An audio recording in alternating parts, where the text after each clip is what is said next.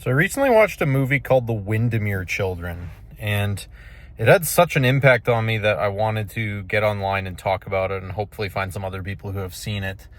It's very rare for me to find a movie that I really like. Like I say, I take a lot of time to pick movies.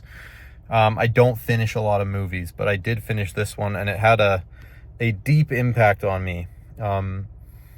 Mainly, I really liked it because it's centered around a group of children, about 300 children who survived the Holocaust, who come back to England. Like they're brought to a facility there, and it's kind of about their rehabilitation back into regular life.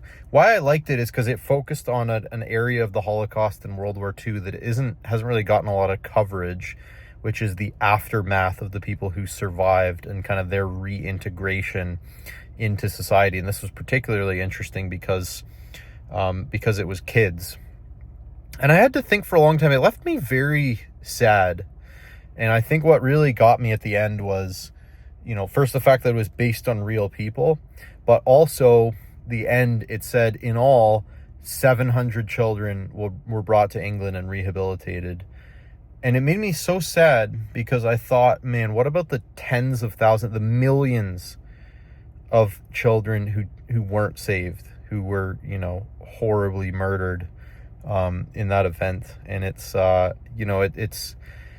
tragic. So that was kind of the message from the movie, at least what I took away from that, is that it was a tragedy.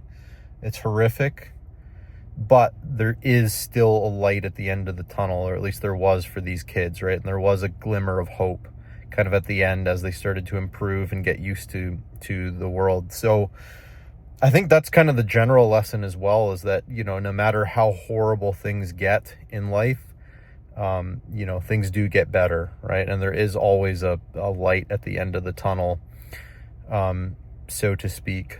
So if you haven't seen that movie, it's a phenomenal film. I would definitely recommend you go check it out.